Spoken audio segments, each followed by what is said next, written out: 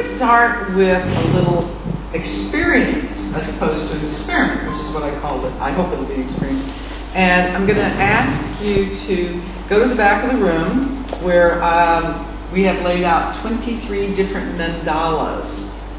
Does everyone know what a mandala is? If you don't know, a mandala is a symbol of wholeness, or Jung felt it was a symbol of this, what he called the self, the totality and the center of consciousness at the same time. And I want you to not really pick one out. I want you to let one come to you. Let one attract you. One that speaks to something in you.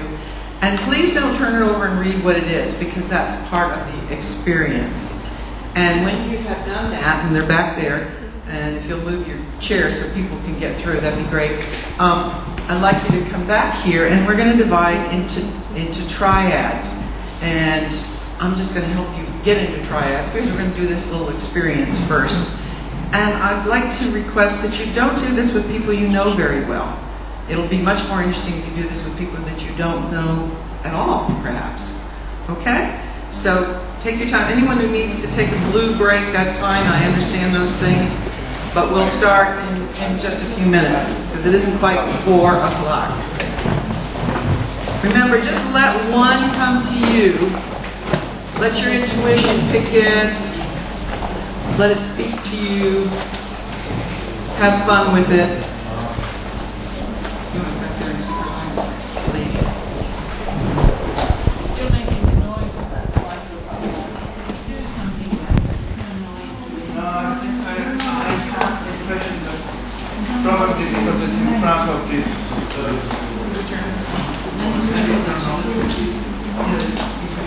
Is that? Doing it.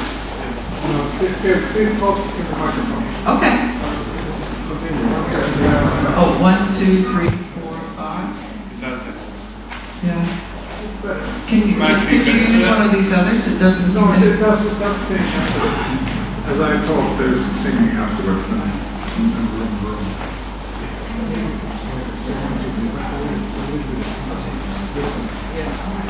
One, two, three. That's like wrong. 1, 2, 3. Okay, that's 1, 2, 3. Fine.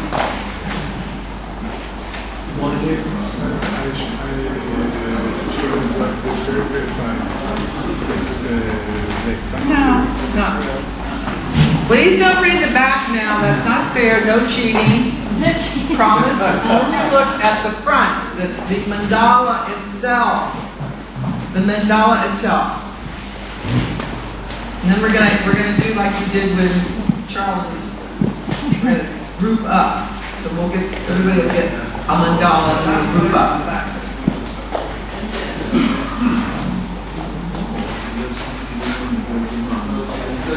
No, sorry. You're gonna have to take second choice then.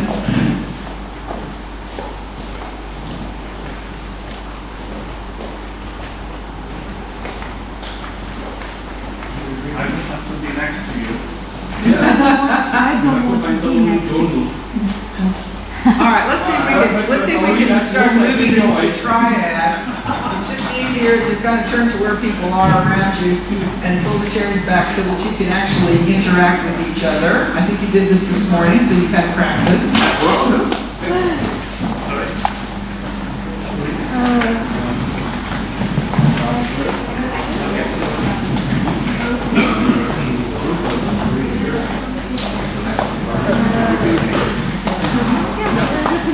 We want 3. So, see if you can find yourself into periods of 3s. 3s would be best. 3s would be best. Please. Yep, there's 3. In realtà ce n'è un altro che mi piaceva, ma era solo mancato solo uno. And you're going to need to face each other.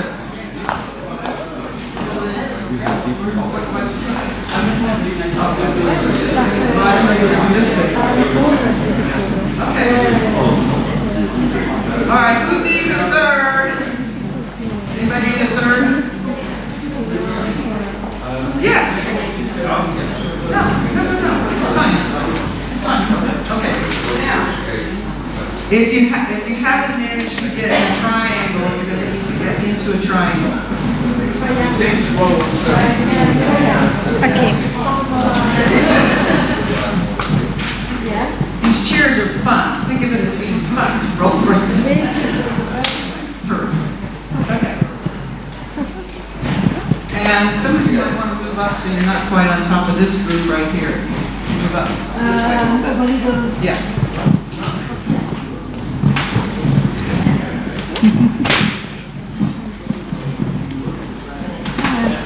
It's fun to roll with these chairs. Like to roll That's fine. Okay. All right, is everybody feeling like they've got a group? Okay, so first thing I'm going to ask you to do is to just take a breath now. Drop into your body. Your breath. Yes, Joel. You might want to close your eyes. Think about the heart, the breathing of the lungs, the beating of the heart.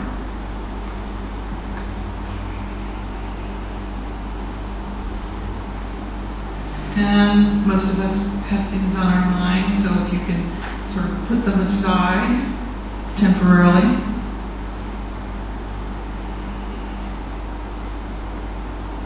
And just have a sense of now. Sitting in these red leatherette chairs in Vivo and the company of other like-minded people. Now I'm going to ask you, if you would be kind enough, to touch your feet to the other people that are in the square. So you'll have a 6-pointed star. One foot, left foot to the other person's right, and so on. So that you actually have some physical contact with the 3 in your group.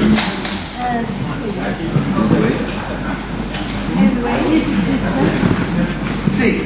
C. 6-pointed star. Left to right, right to left. Now again, just drop into your body again, briefly. Take a breath. Feel the earth's energy coming up through your feet, we hope. Yawns are good. Keep it up. That's good. Relaxation.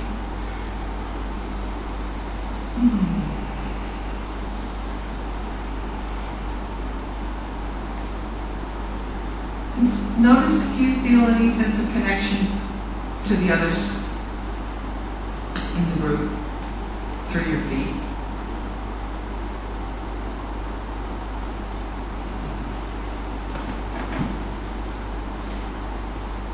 Now I'm going to ask that you, if you're comfortable with this, you can just stay with the feet. If you aren't, just link hands around the group and see if you feel hands are an extension of the heart, and see if you can feel any sense of a heart resonance. If not, you can simply stay with the feet. That's fine.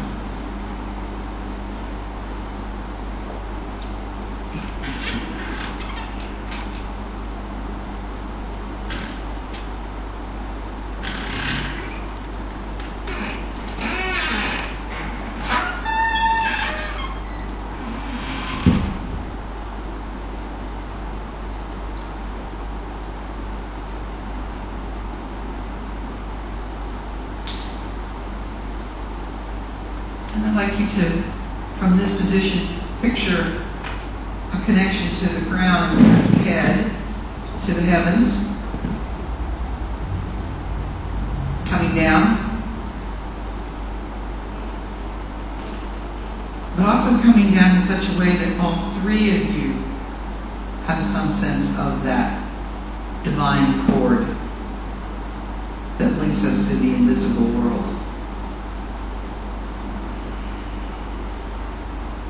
And just notice how your body may be reacting,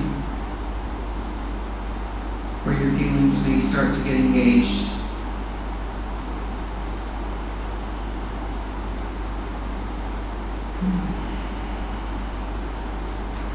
And possibly a symbol or an image or a memory surfaces.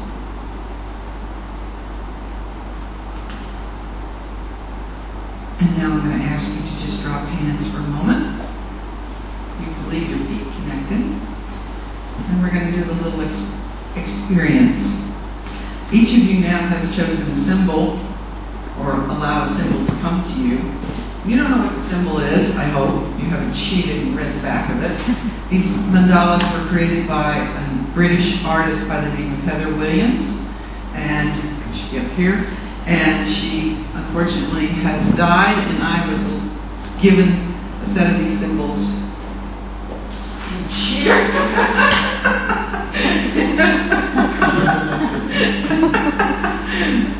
Anyway, I was bequeathed these, and I consider it to be a privilege to carry on her work. She got these inspirations for these mandalas from what she called the higher consciousness. So what we're going to do now is we're going to do a little energy transfer, we hope. And I'm going to ask in each of the triads for one person to volunteer to be the giver of the energy, one person to be the receiver of the energy, and one person to be the witness and hold the space between the giver and the receiver.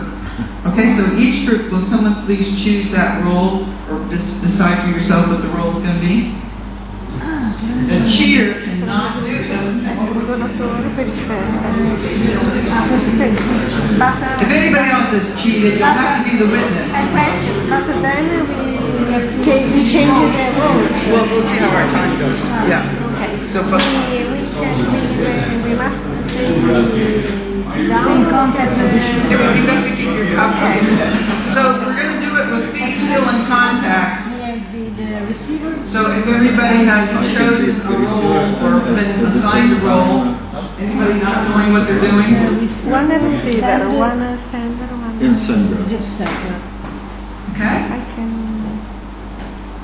send.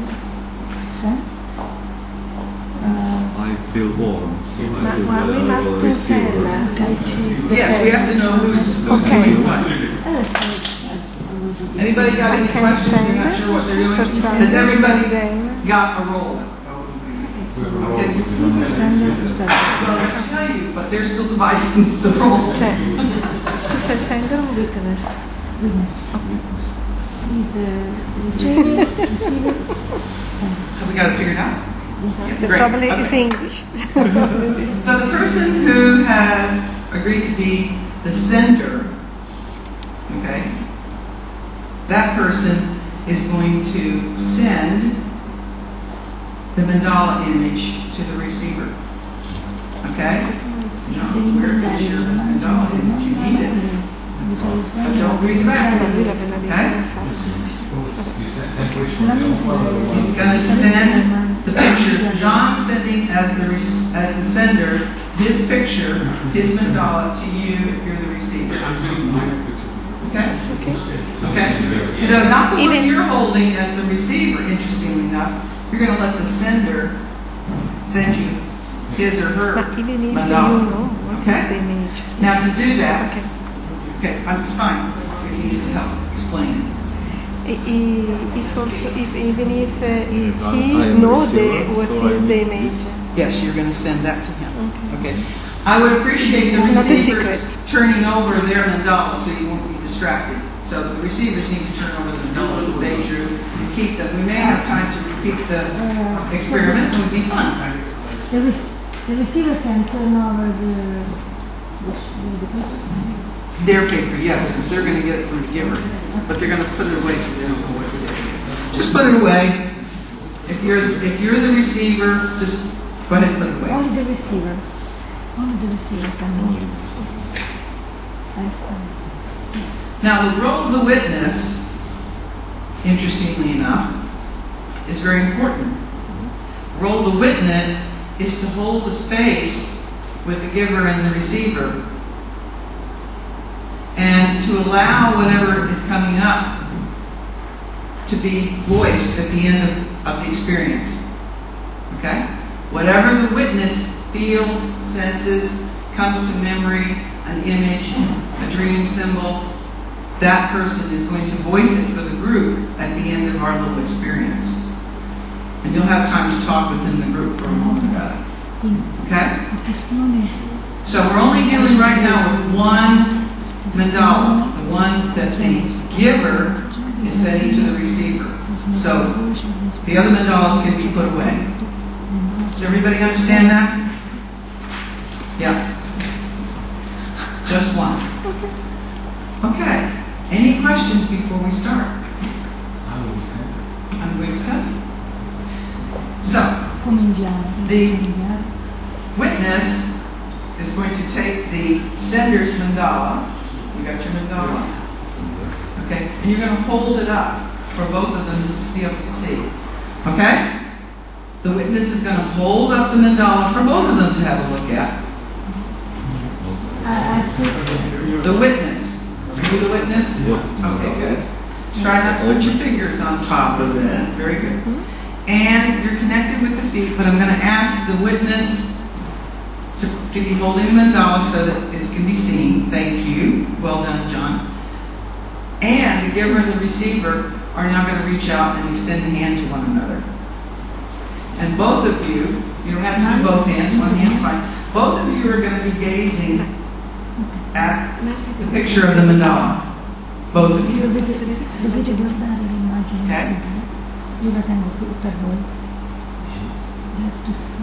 Okay? Okay? Good. Thanks. So we're going to do that, both of you looking at it at the same time, for about 30 seconds. Then at the end of 30 seconds, I'm going to ask you to just giver and receiver, just gaze in each other's eyes. You can let go of the hands if it's gotten uncomfortable. Okay, does everyone understand? You're both going to gaze at the mandala right now, and then at the end of 30 seconds, I'm going to say, okay, stop, and then you'll just gaze at each other's eyes. Everybody ready? Yeah. Okay.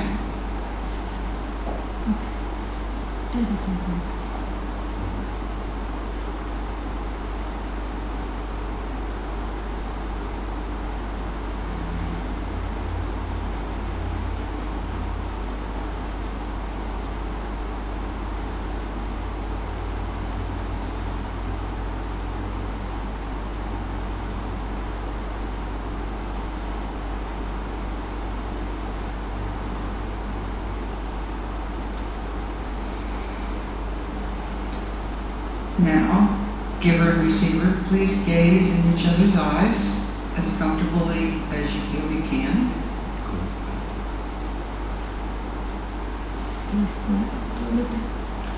Look at each other.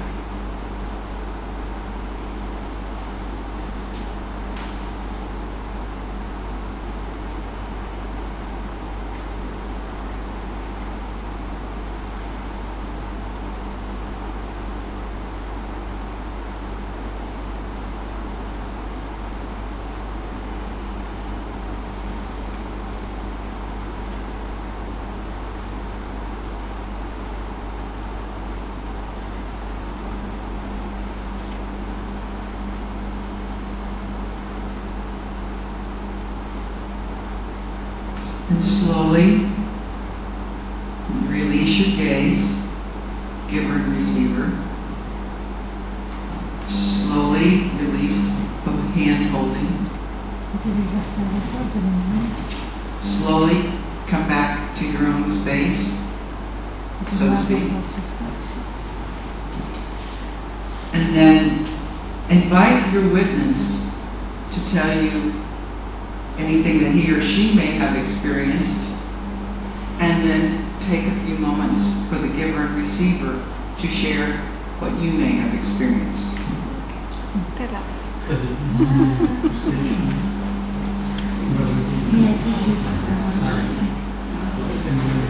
How did it work?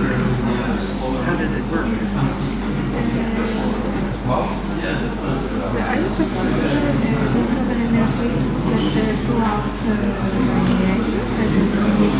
Good for you too. I have an idea that interferes in this exercise. What interesting. That was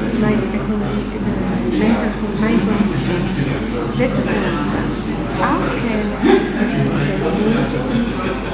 know what is the image? Yeah, but This idea to have. it's good to know that. Interfere. Yes, but before we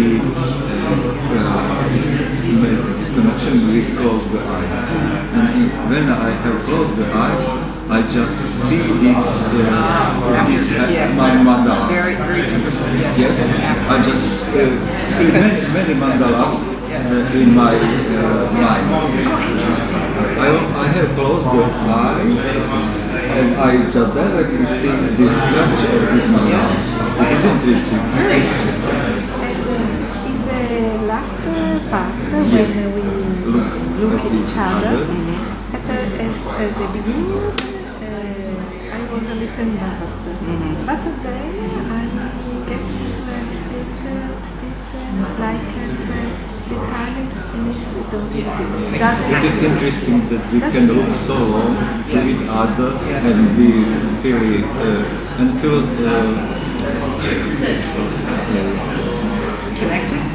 connected and at the same time very free. That's a nice paradox. Yes. So as the witness, what were you observing? What I felt. Or felt? When I started making a child, I felt a strong in the chest, really strong, and moved to me, and an image came to my memory around the dream, moved in the back of the head. It was very strong, it was connected with his head, and this dream had a very strong on the head, very in circles, one side and there was on the top of the sea. And the picture had musical instruments in the head, and we were about to play this. And I told the man behind was next to me and said, "Really, I cannot play anything. I'm not capable to play instruments." I said, "I don't know, but something will go out from you." And he explained to me that even if everyone will play at this level, all this music will go up and you will tune. Yes, a tune, exactly. Tuning. And when they were gazing each other, I felt that this is what we have to do as human beings, tuning. And my friend in the chest as heat. Would you as a group be willing to share for the whole group what your experience was? Would you be willing to do that? Yes. Okay. I'm going to suggest that. It's great. But this was Has everyone had a chance to share in their group? of a situation. Cioè, è quello che raccontate era un ricordo o è una cosa che hai visto adesso? I don't want to rush it. È venuto fuori da me.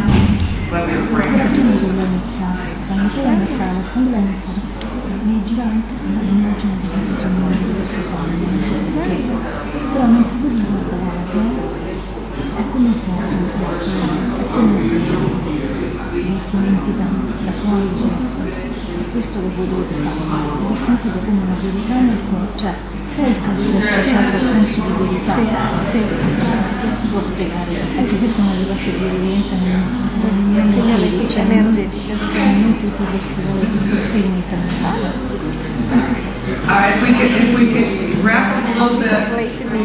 I'm really glad we are having so much conversation. Avessimo il senso di verità, cioè queste cose che So you said that you feel that there is some harmony. I was privileged. Okay. Only for one reason.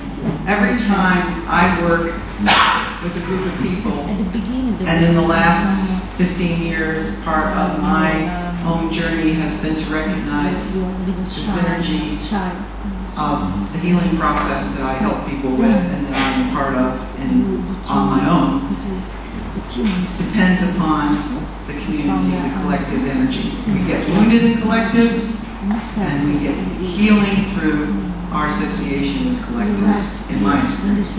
And there's always one person, or in this case one group, that seems to have had an experience that speaks to the entire group. And I'm going to ask them to share what happened with them for all of you, if that's all right. Is that okay?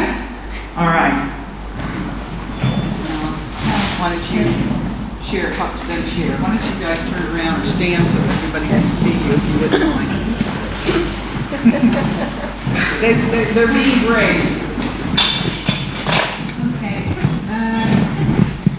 Yes, I give you my experience as a witness. When they start engaging each other, I felt a hit in my chest, in the center of my chest, and a memory of an old dream came to my mind.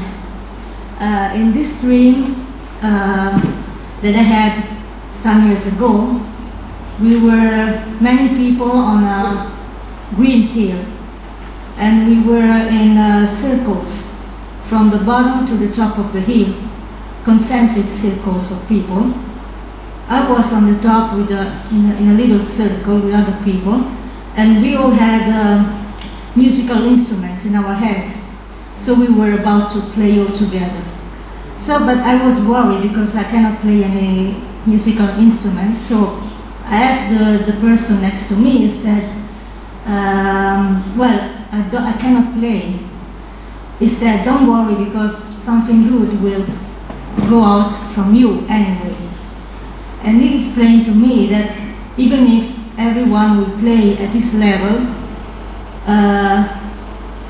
this music will go up to heaven and will attune, will be a harmony, even if listen, come si dice suonare? Even if you are out of tune, you seem to be out of tune, you're never out of tune, because when your energy goes up, it becomes a perfect harmony with the others. And during this experiment with them, observing them, I felt in the chest that this is what we have to do as human beings. I felt this like a truth in my chest, conveyed by through heat. So the heat in the chest is the signal of something which is truth and that we feel true. So that's what I experienced observing this interaction. For the first time, when I closed my eyes, I could see many mandalas in my imagination. It was very interesting for me that I see just not was the mandala that was mine, but was the mandala that was Lucilla mandala in my imagination. And after that, where we contact each other, I feel the warmth that coming to me. And when we are looking to each other, it was surprise for me that I can look at the other person for so long time without interruption. It was surprising, and I feel very pleasant and very free by this. It was our common communication by eyes, and I was surprised that such communication can be can bring so pleasant emotion or so free emotion for me. Thank you.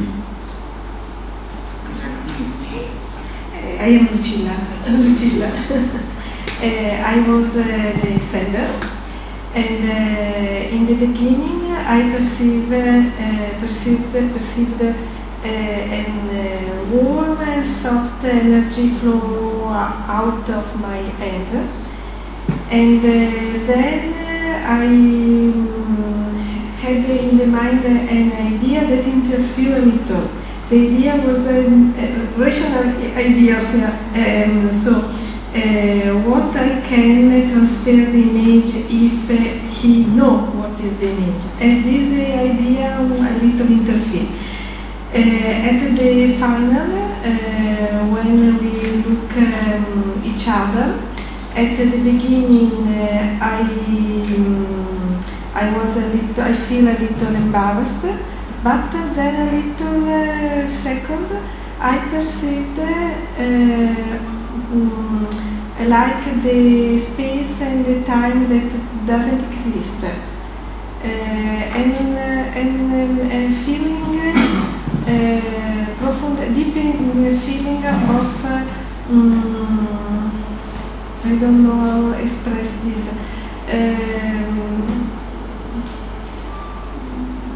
Suspension in the gravity of the universe, a sensation of the suspension, ma very agradable, present. I can say one thing. Antonella said that you feel some harmony, some music, yes, and I think maybe it is because I use music for my self-expression. I like music, I like playing music, so it was interesting that you feel this. Thank you very much. Thanks for adding that synchronicity. I'm not going to do what I plan to do. I'm going to feel into what I have just felt, which is a great deal of emotion, which I had earlier listening to the two of you, that I am in a place with like-minded people for the first time in a very, very, very long time. And since most of you know quite a bit about Carl Jung, and if you don't, read the paper, or read Memories, Dreams, Reflections, which is a very readable book. Most of Jung's things for me aren't very readable. I do want to talk a couple of moments about Rosen work, because you just experienced Rosen work. So if you want to take a hand again of one of your partners, let's go ahead and do it this way. I like to make everything experiential. I am a sensei type, if you know Myers-Briggs. So take a hand. I would suggest you do it one at a time. It will get a little bit too much. So how about whoever was the giver and receiver, how about letting one of you work with the witness, so the witness will have an experience, and the other go into being the witness this time. So just take turns, in other words, one at a time, one hand. This time we want to do one hand with one other person. One hand, only one hand with one other person. One hand, just one hand this time. Because it's too distracting to do it with two. Yeah, it doesn't matter. But one hand to another hand. Okay?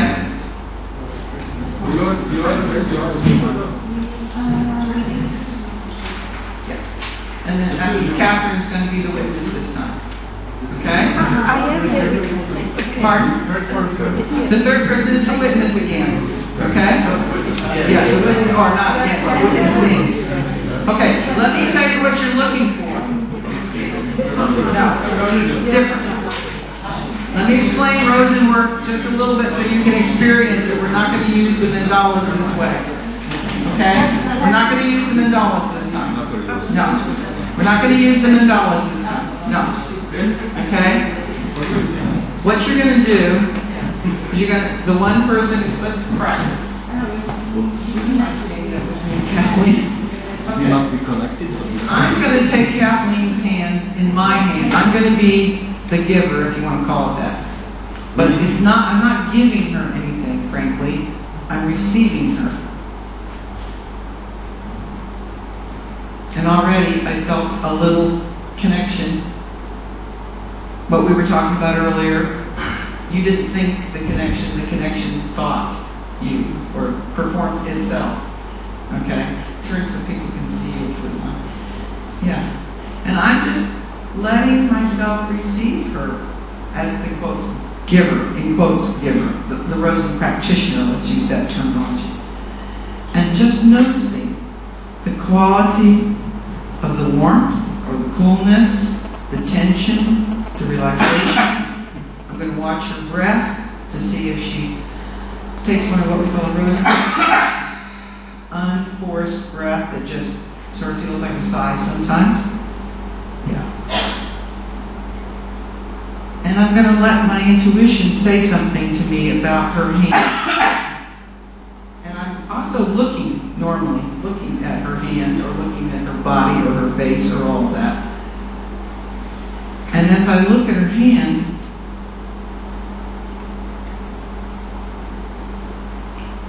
I have a very strong metaphor. It may have really happened, but I'll call it a metaphor of this hand having been slapped away from something you really, really, really wanted. Repeatedly? Okay. That's Rosen work. It is receiving the other person in such a manner the other person's body feels met. Not overwhelmed. This is why working with trauma is so important to use a method like Rosen work, because it doesn't try to overwhelm and reorganize anything or any part of the matter or the spirit. It allows, you meet, and the body might just get the impression that, oh, I liked it better when I felt a little more relaxed, or I felt more breath come in, more aliveness, as Marion Rosen would say, who only died last year at 97, still teaching up to the last 6 months of her life. And one of the beautiful things about Marion, thank you, Jacqueline, one of the beautiful things about Marion, who I think is one of the great souls of our time, is that at the end of her life, she never could really explain Rosen Method. People had to talk her into trying to teach it. She said, well, you can't teach it. And she couldn't teach me, by the way. She said to me one time, Jackie, I just think you don't want to learn Rosen Method. And I'm going, what do you mean? Of course I want to learn Rosen Method. And because I was persistent and kept showing up, they kept letting me continue to do the training. And even though they didn't think I was learning Rosen Method. And so I reached internship status, and I went with a friend of mine to be my body on the table, and I did my first session. And my supervisor, who I believe was picked for me by spirit, after the session, she took me to do the interview and discuss it. And she said, Jackie, you are doing transformational work. It's amazing. It just isn't Rosen work. So I don't really do Rosen work. I do Jackie work, which couldn't be more Rosen work, okay?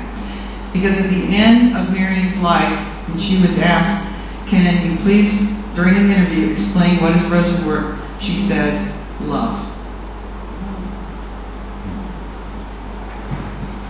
Now, because of that experience that I had with my supervisor in Rosen, I, for the first time, acknowledged I had no idea how I knew where my hands should go, and what I was feeling, and why I was feeling, and all of those things. And today, I have a little better understanding of some of that than I had a number of years ago. But it is all about the transmission of love, just as we were hearing. Okay? So, I'm going to talk for a few minutes about the fact that both Marion Rosen and Carl Jung were very concerned about the anima mundi, the world soul. At the end of her life, Marion felt that if Rosen work could go around the world, we'd never have another war. Carl Jung said that if each person took response, and this is Marion's words, he said, you don't have responsibility until you have the space and the time to have a response, not just a conditioned reaction from your trauma. And Carl Jung said if each person would do their own soul work, take responsibility for their own consciousness, we couldn't have anything less than a harmonious world consciousness at some point. And so, out of that, I want to let you know why I think this collective work is even the most important thing we do next, as many of you are saying, which I hadn't gotten around to reading yet, because I've been working with what I think of as a kindred soul group in Nevada and now in Italy for about the last 8 or 9 years, I think it's been. And out of that has come up, and this is a personal plea for help, out of that has come a notion that I was astonished to receive. I call it a download from Spirit, that our group was to create a website that's entitled discoverkindredsouls.com, with a variation of what we're doing today, inviting people from all around the world to come and look at symbols, look at images, find which ones resonate with them most strongly from the wisdom traditions of the world. 7 symbols from the I Ching, 7 from the runes, 7 earth symbols, 7 Native American symbols, which will create what we're going to call a soul signature, which will be entered in the database. And then at some point, when people who share 5 of the 7, because it has to be some diversity, show up, they will automatically get alert to the fact that there are people out there in the other parts of the world who, for whatever reason, have been drawn to these same symbols. And any of you that have any brilliant ideas on how we can continue this work, since this is not my understanding, we're halfway there. We have a video we're going to put up on Indiegogo to solicit the funds to get the website back up and running. It was up for a while and had to be taken down. I would appreciate that, because I can tell you the work that I've been able to do collectively with my kindred souls in Italy and in the United States has been 100 times more profound than it would have been if people had been doing this completely on their own or with a paid helper, I would say. So that's my little pitch, and any suggestions or ideas any of you have for that would be deeply appreciated, including we have enough people in our kindred soul group who speak the languages of Europe, but we are looking for those other languages that we don't have to translate the directions on how to use the website. It's all free, by the way, all donations, no interest in making money from any of this. Okay, I hope it was permissible to put that out. The other thing I want to talk about just briefly is why this approach works with trauma when other kinds of approaches tend to not work with trauma. You've already experienced the importance of the idea of resonance and syntropy within a group.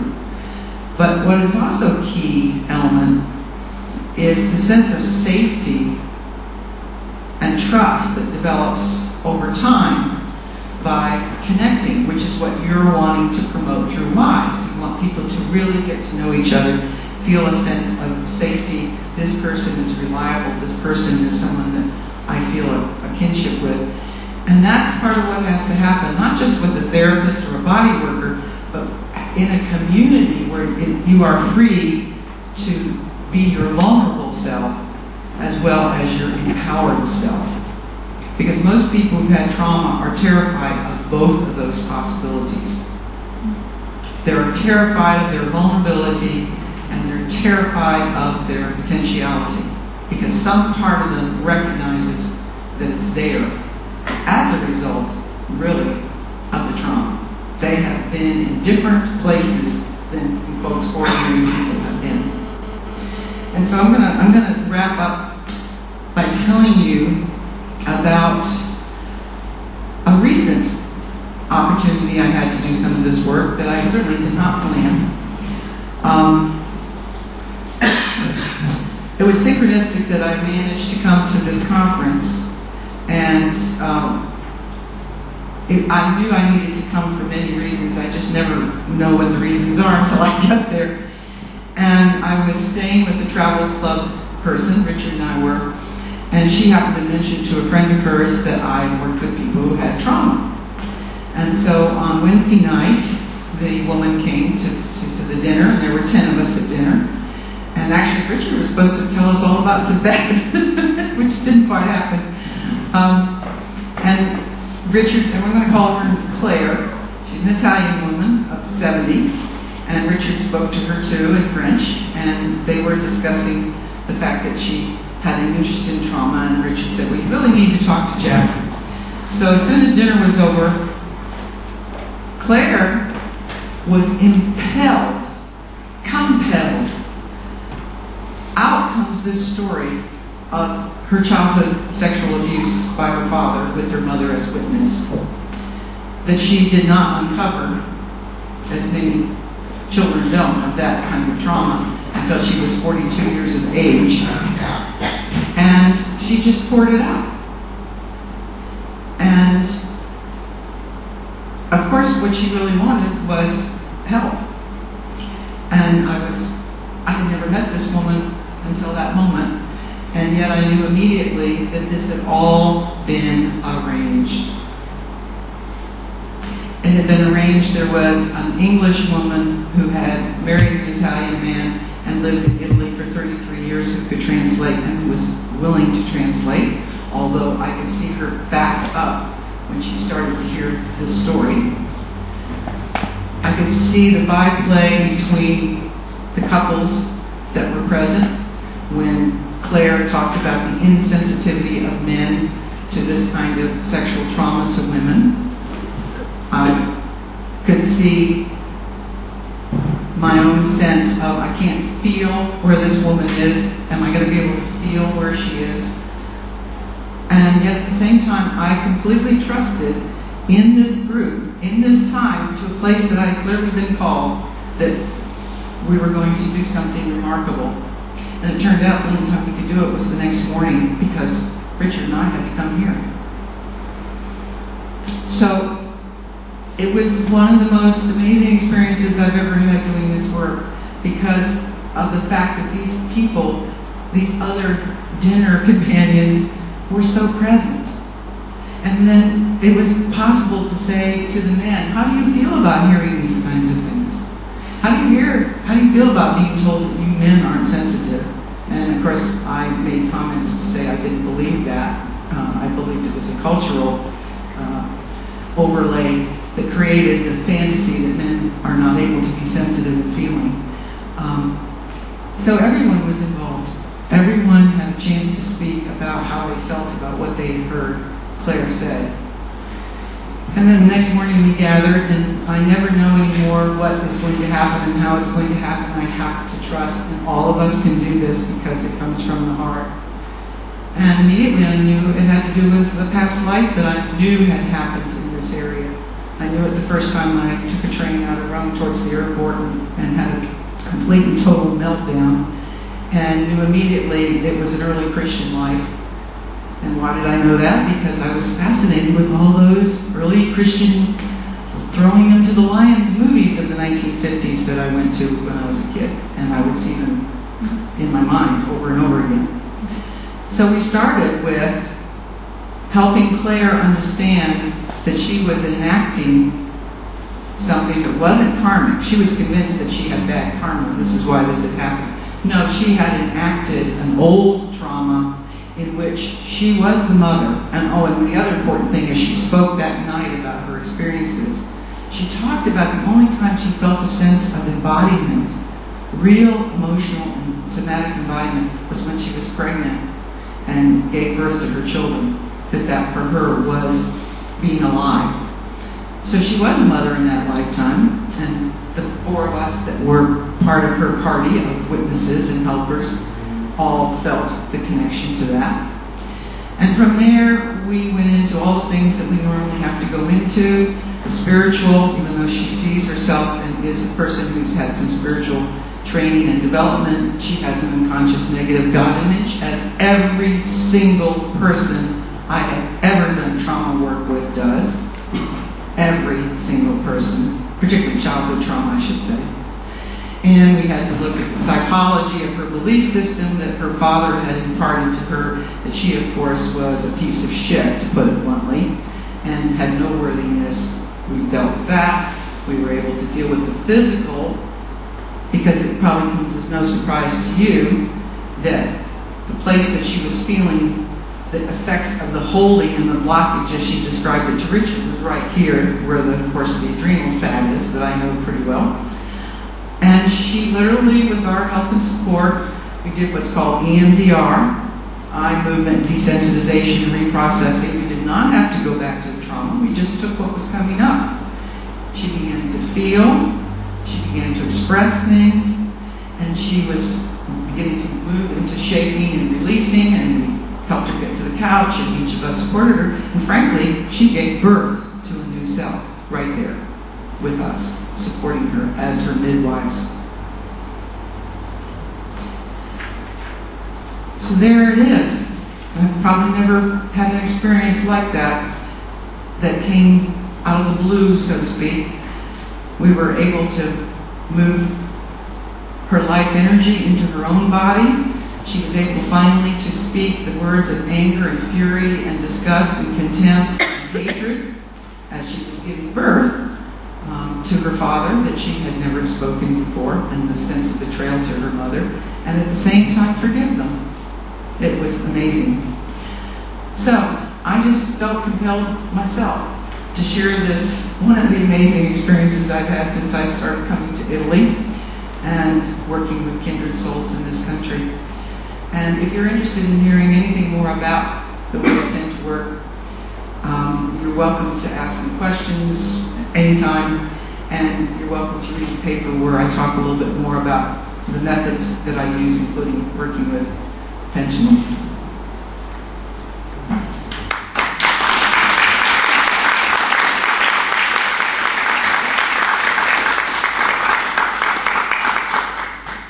Do we have any questions? Can we turn it around? Oh yes, oh please, turn, yes. Now the great reveal, as they call it, in all the reality TV programs in the United States. Yes, look and see what you chose intuitively. And I, of course, would suggest that you work with this mandala because you chose it for a reason. So take your time.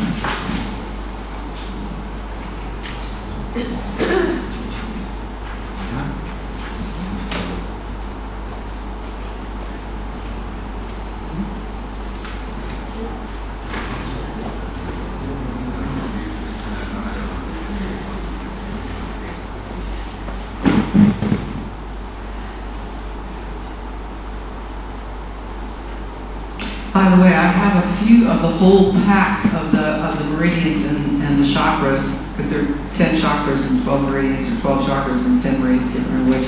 And if anyone's interested in buying them, I sell them for like €5 or something, if that would be useful in your practice. I use it in my practice. And all the leftover copies, I don't need to take them back to the United States, and anyone who would like to pick out some more to take with you, you're welcome to do so. These meridians are very work. Pardon? These meridians that you were saying, yeah, the mandalas are of the chakras and the meridians, both systems. Chakras, I think it's the 10 chakras and 12 meridians. Yeah. Who provides the interpretation on that? Heather Williams, who I didn't get to know, she's deceased. She channeled this, we could say, from universal consciousness of how she was to make the drawing, and then she did her own research and from her own understanding and her own practice. She wrote the interpretations. You can feel free to disagree with them or whatever. Yeah, Richard? Thank you. One of the areas that you've been looking into is research which covers how trauma of the collective form gets passed down generations. Thank you. And I've had two experiences where Italian people told me about the end of the Second War sweeping through here. Yeah.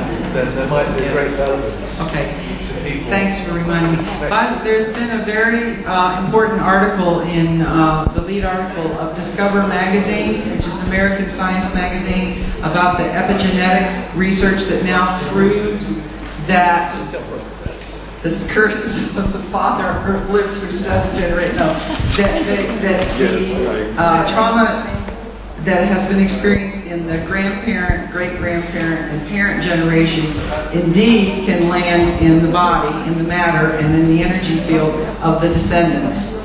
And I've been doing that kind of work for 5 or 6 years without that kind of research to support what I've been doing. It's called recall healing by some people, it's called total biology by others. But I strongly suggest you have a look at that article, because when I'm in Europe, every single European that I've ever dealt with doing work and has been carrying some sort of unresolved trauma from World War I or World War II, which does not belong to them.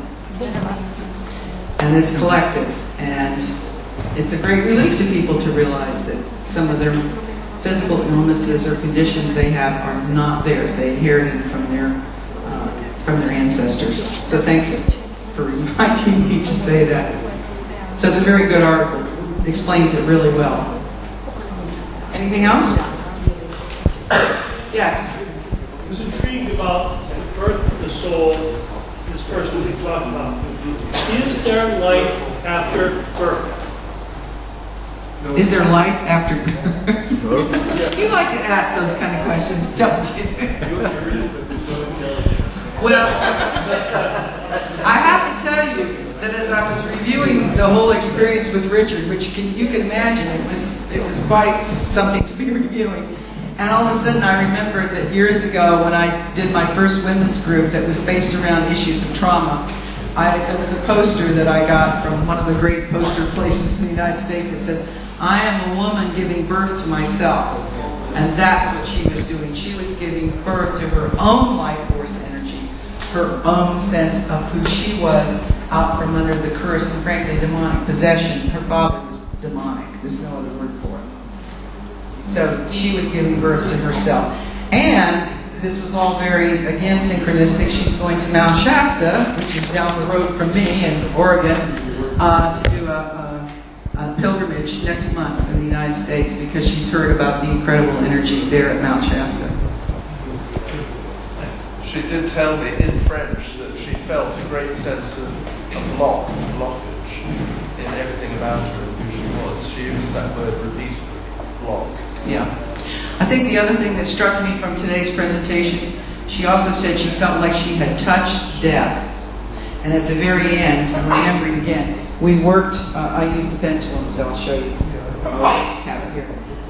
Usually when we're doing clearing, we're doing concentric, we're doing circling, but it moved into what I think of the archetypal polarities move, which was loosening the hold that non-being had had on her life and giving her more access to being. And she felt that. She felt we all felt it actually, to be honest about it, we all felt it. Anything else? Any other questions? Okay. Thank you.